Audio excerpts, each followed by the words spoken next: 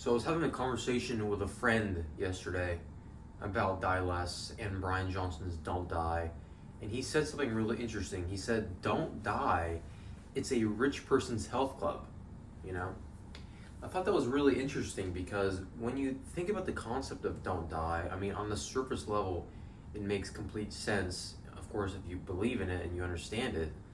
But when you look at his app and Bryan Johnson, his idea of, or not his idea of what basically what his app looks like right now, it is a rich person's health club. And it isn't to say it's a bad thing. There's nothing wrong with either of those things. But when you view the app, the main feature is his Don't Die score, similar to my Die Less score, right? But it doesn't make sense because to calculate his Don't Die score, he uses wearable data, integrations like your sleep score. He tracks your steps and then your calories burned. So these three metrics to make up your Don't Die score, it doesn't make sense. Like the metrics are fine, but it just doesn't make sense overall. Like first off, you have to have an Apple Watch, you have to have a Whoop, you know, an Oura Ring or a Garmin, any of these sleep tracking devices, right? You need to have a step counter, which, to be fair, your phone basically does that for you, right? To track your calories burned, again, you need an Apple Watch or some tracker, Fitbit or something. So it just doesn't make sense. It's not accessible to the average person, okay? And again, most people probably do have Apple Watches, but most people probably aren't tracking their sleep score, right? And that's a big thing with this app. Sleep score is huge. And it is huge. It's extremely valuable, and it is a great measure against longevity and general health outcomes and how you feel and all that. But my purpose that I've realized is for the Die Less app, our goal is to make a Die Less score that is accessible for the masses. You know, I think the biggest flaw with Don't Die, again, is he doesn't even factor in nutrition. You know, we feed ourselves 3, 4, 5 times a day. We're shoving these things into our mouth. Maybe it comes from the ground, maybe it comes from a, Doritos fucking factory. Either way, we're eating these things that have tremendous, huge impacts on our health. You know, nutrition alone is probably going to account for, I would say, at least 60, 70, 80% of how you feel, along with sleep and exercise and all that other stuff. So it makes no sense to me why his Don't Die app has no features or he doesn't factor in nutrition and the food you're eating into his score.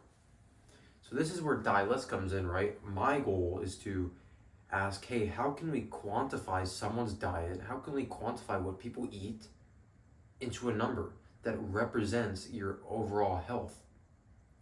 Can we design an algorithm that can generate this number that is tied to research and studies and backed science that will say to us, hey, if your Die Less score is high, you're going to have better health outcomes, you're going to live longer, you're going to feel better, you're going to move better, you're going to have a better mental health, right?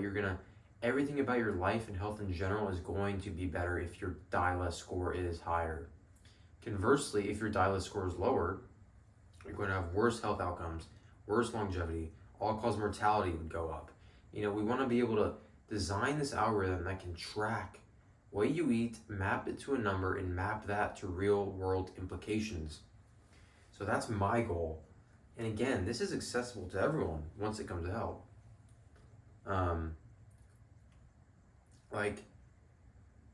You don't need a wearable. You don't need to know your sleep score. You don't need to know your steps, your exercises burned. You just like a calorie tracking app, which I don't want this to be a calorie tracking app. It's not going to mention calories at all. Because it's not about calories or really nutrition in general. It's about what's going into your food and as a whole, how can we classify that for you as an individual? Because when I look into the future, I think health and AI is going to be one of the biggest fields. Not just because of medicine and the advancements AI will make in medicine, but moreover, how AI will affect individuals personally in their own health. I'm envisioning a world where in the future, AI is designing your nutrition plan, it's designing your diet plan, it's telling you what you're eating for breakfast, lunch, and dinner, because that's optimal for you. That's what's going to make you feel good based on your genetics or lifestyle factors or your preferences, right? So, I mean, that's long term in the future, right? I'm talking like 10, 20, 30 years, some shit, right? But this is a micro version of that. This is a scaled down version of what the future is going to look like, right? Die less. You need to get a higher die less score so you can stop dying, at the end of the day. That is the mission and that's the goal. And another crazy thing is, when I talk to people about this, when I talk to people about AI in general, they still think it's like they still think it's a fad, right? They think it's just a phase. And I'm talking to smart people. I'm talking to educated people, engineers, very smart people, top of the class. Like these people understand technology. They understand, understand technology is not the right word. They understand how to think generally. It's a better overarching way to put it.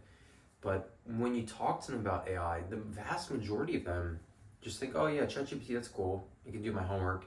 It can make images. That's cool. Oh, it can make hyper realistic images now. Oh, that's cool. That's fucking insane. I'm obsessed with AI. AI is everything, right? As Trump said, everything is computer. Beautiful statement. Tremendous, right? Beautiful. But it's true, literally. Like, the way the future is going is 100% fully integrated with AI. Everything is going to be AI. Everything is going to be computer. And basically everything already is computer. You update your iOS. I just updated iOS 18. Kind of sucks. But you notice each month of your life, there's a new integration of AI into something, right? iOS 18, they implemented AI in the messages, the music app, your emails. It's everywhere. Instagram, you got Meta AI on there, right? Using the Llama models, which are pretty shit, but regardless, like, it's nice that they open source them, but Instagram's using their AI publicly now. You can generate images. It's trash, but it's still there. Everything is turning into AI, and we need to be ahead of the curve. And so I'm trying to wake people up to this idea that if you're not getting yourself involved in AI right now, or at least sometime near in the future, you're doing yourself a massive disservice. And I'm not saying you need to drop out and become a math major or a minor in computational sciences or some shit, right?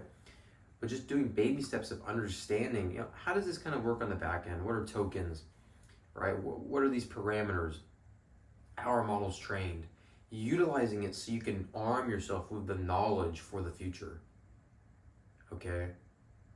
My dream and envision is creating a business with AI. And I've tried before a few other shitty apps, but I think this is the best shot I have and we have, right? Because again, I haven't said this much, maybe on other videos, a huge other component of Die Less, which I think Don't Die, Bryan Johnson's app, does fantastic, is the social media aspect. He has a very good social media presence, and he brings that community into his Don't Die app. If you read the reviews on the Don't Die app like I have, almost every single one of them mentions the social and community features. They love connecting with like-minded people who want to live longer, who want to improve their health, who want to stop dying. All these things. So a big challenge for me besides the technological aspect of designing the algorithm to process and create your Die Less score is going to be creating this social media like presence, which I'm trying to do with the YouTuber. I'm trying to build this community, but also put that in the app. How can people connect and talk about dying less? Sharing recipes, sharing food, sharing thoughts, ideas, different biohacking shit, anything, right?